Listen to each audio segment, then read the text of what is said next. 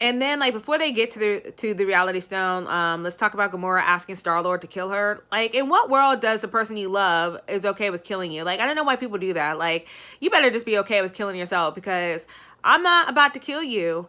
I love you, and like, what? How am I gonna live with myself the rest of my life knowing that I killed you? So no, like, no. I mean, it may be selfish, but it's not gonna happen. But it does look like he was willing to do it, but Thanos wasn't willing to let go of Gamora, at least not then, because we all know he was willing to let go of her later for the Soul Stone, but he just wasn't about to let Star-Lord kill his baby girl. Not really his baby girl, it's adopted baby girl, but still. So after Nowhere, let's see what else I put. Oh, I think then they cut over to Thor going to that dying star where he first got his hammer. And he goes there to try to get a new weapon that can take out Thanos. He goes there with Rocket and Teenage Groot. And they show up and the star is dead. And that's kind of sad. But that whole sequence is pretty epic too. It might have ran a little too long, but I did think it was pretty neat. Watching him try to restart the star and get the forge going. And the dwarf was pretty cool. He's huge. I like that. It was sad that all the other dwarves were killed by Thanos though. I also like how in the end Teenage Groot who had like not been paying attention the whole film, like the whole like time they were over there, he was just kind of along for the ride, decides to sacrifice a little bit of his limbs to give a handle to the new axe that Thor has, and I believe it's called Stormbreaker. So let's take a vote. What is the cooler weapon? Mjolnir? Am I saying it right? Mjolnir? Or Stormbreaker? To be honest, Stormbreaker is pretty badass. And yeah, Stormbreaker was pretty cool. Especially when Thor shows up later on Wakanda and starts handling people. It's pretty badass weapon. So that was neat to see Teenage Groot like do something and be helpful. I actually really enjoy Thanos, to be honest. Like, I mean, not enjoy him as like, you know, I like what he was doing, but the story arc for him, I think Josh Brolin was an awesome villain. I like to going back to his story with Gamora. That was pretty sad. He's very sick. Like, you know, like he mentally, like he has an idea, and I understand like your planet's dying. It's kind of made me think a little bit about Krypton, how Zod had that idea to like, you know, get rid of half of Krypton to save Krypton, and it kind of makes me think of how Thanos thought about Titan. And I recognize the fact that they realized that their resources weren't going to last for the planet, but there's got to be some other way than like genocide, like half of your population. But he just couldn't let that go. And that's a little bit different than how they do it in the comics. In the comics, he's just obsessed with the entity Death, and he wants to kill people for her. But it kind of gave him a little bit more humanity. Even the tears for Gamora when he had to kill her was kind of unexpected. Like the way they have been previewing Thanos throughout the other films, the very small previews we got, it just looked like he was on a rampage to kill. So I was very shocked for some things, like the fact that he would even care about throwing away Gamora, killing her. The fact that he would even save Tony Stark's life later when Doctor Strange bargained the time stone. Like, if he wanted it, he'd just take the time stone and kill them all anyway. Why would he leave them? That's the kind of Thanos I thought. But it looks like he was like, you know, I'm gonna let some of y'all live. Maybe it was an ego thing, who knows. But so his emotional story was pretty neat, because I did not expect him to have a little bit of a soft side. I wouldn't say soft, but just like, I just assumed he'd just be like, kill everything, destroy everything, like to get what I want to get done. The Wakanda battle was epic. I love watching Okoye and Scarlet Witch and Black Widow fight together. That was pretty cool. I'm like, team girl, woo! Go ahead, girls, get it. That stupid Black Order chick with her little blue face, whatever. You got handled. Sorry for you. When Thor shows up on Wakanda, that is another clapping moment. I mean, he just flew in like, bam, threw the Stormbreaker down, bam. Them alien was like, bam, they was gone. That was neat. That was epic. Also, Rocket's interaction with, what's his name? Bucky, trying to get his arm. That's pretty funny. Rocket always wants somebody's body part that's not, their actual body, like some mechanical thing. That's funny. I like the interaction between Thor and Captain America. They're probably seeing each other for the first time as well in 2 years. They talked about their hair. I thought that was funny.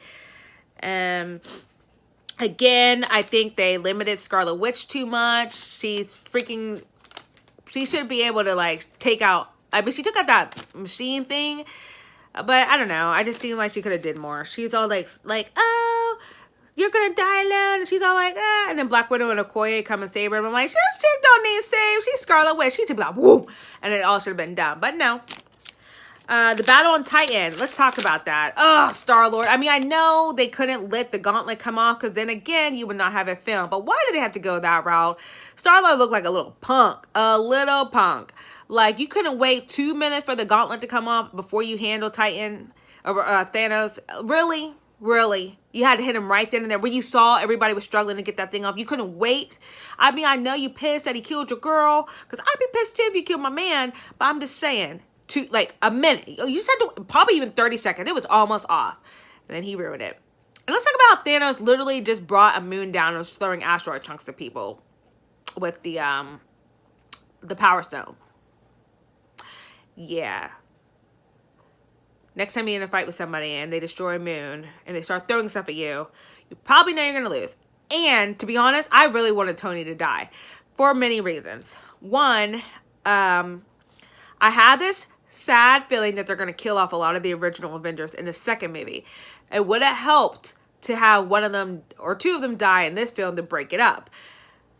If they kill off Tony, Iron Man, and Captain America, both in the second movie, I don't know if I can handle it. I mean, I have an idea because their contracts are up. But like killing Tony in this movie and then Captain America in the second one would have split it up a little bit. I would have had time to handle Iron Man. And then I could have processed Captain America. So I'm pretty sure he's out. But that fake death, I didn't really like that. I really wish they just would have killed him. But I also like that Doctor Strange went forward in time and saw outcomes. And only 1 out of 14 million was the way they would win. So I really want to know like what he did with that time stone. Because I think that's the only reason he gave it up. Because I'm pretty sure he would have, like, he made that promise. Like, he wouldn't protect Tony or Peter. In exchange for that time stone. So for him to make that change and give it up so easily to save Tony Stark makes me think like Iron Man is definitely relevant in the reversal of the snap at the end of the movie, and Doctor Strange knows that. So we'll see. But to be honest, I would have felt even more for this movie if they would have let Iron Man die. I felt bad for Pepper. I would have felt bad, but they need to split up those epic deaths. It can't all happen in one film. I'm just saying. Let's see. I think I'm almost done here. Oh, when Thanos arrives on Wakanda. When Thanos shows up on Wakanda, he literally handles everybody one by one. And I'm just like, bam. But the whole time he was handling, I was wondering, where is Thor? Like, why is he not shown up yet? And even though I don't really care about Scarlet Witch and Vision, I did think that was pretty pitiful. Like, watching her having to kill him. And then Thanos is just like, chick, please. It's been a long day for us all. I lost people too, but I got the time stone. I'm going to go back and get this mind stone. Like, whoop, whoop. And he just turned it back, ripped it out of Vision's head, like, unpleasantly. So Vision not only died once, a pleasant way from his girlfriend, he had to die twice. Terrible. And then just, you know, be dead. And then what I did not expect was for them to let him get all the Infinity Stones in this film. I really thought they were going to split that out over the 2 movies. But I guess it does make more sense that if he got all the stones in this film, he does the snap, half the universe dies. So now you spend the whole next movie trying to reverse what he did and try to fight him and try to bring everything back to where it was, a pleasant and happy universe.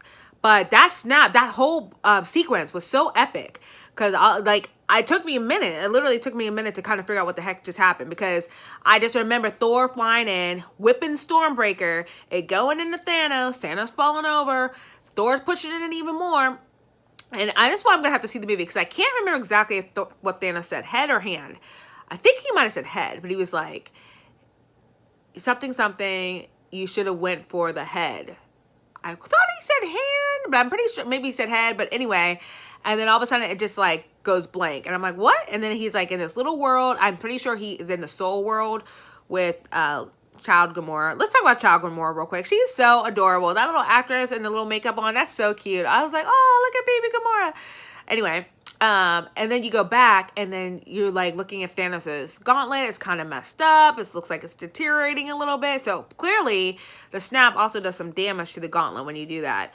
And then Thor's just yelling, "What did you do? What did you do?" So for a minute, I'm still trying to think of what happened, because remember, I never really read the Marvel comics. I've just kind of been skimming like comic summaries and stuff like that to know like kind of maybe what to expect. So I forgot all about the snap, to be honest. And then I thought what he did was take the reality stone and push it to Earth, because in Guardians of the Galaxy, when they put the reality stone on, organic material, it just kind of like eats away and like the whole planet can disappear. So I thought that was happening, but I was like, wait, no, nothing's happening to the actual planet. People are just disappearing. And it took me a minute. I was like, oh, snap. And really, I said, oh, snap, like in my head. Oh, snap. Like, oh, crap, he did the snap. Oh, snap, snap. And I was like, they let him do the snap. And then like people were disappearing, dying. But it was interesting. They dissipated into little dust particles. I have some theories on what I think really happened there, and I'm going to do that in a separate video, but I was just kind of shocked watching all that happen.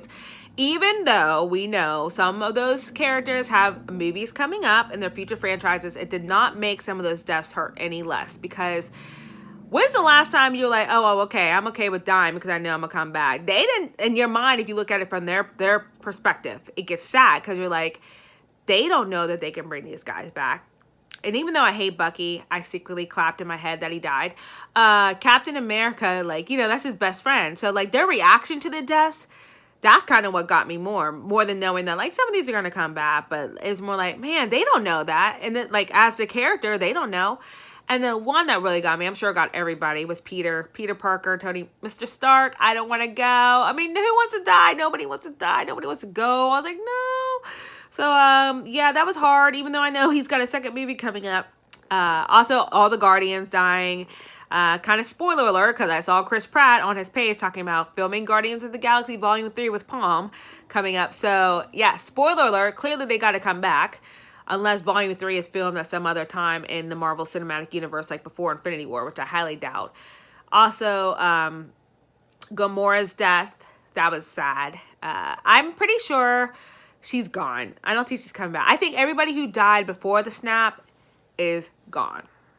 People who died as a result of the snap: Nick Fury, Maria Hill, Falcon, Bucky, Scarlet Witch, all of them. I have a feeling they can bring them all back. And so I will tell you about all those theories in another video. But okay, so overall, I loved this movie. Black Panther is still my favorite out of this year for Marvel movies, but this was just epic on another level of just 10 years of waiting. They did an epic job. Everything I thought was going to happen didn't happen. It was just a surprise. There was twists. I loved it. So let me know in the comments what you guys think. What did you think about the movie? And are you planning to see it again? Because I have to see it again.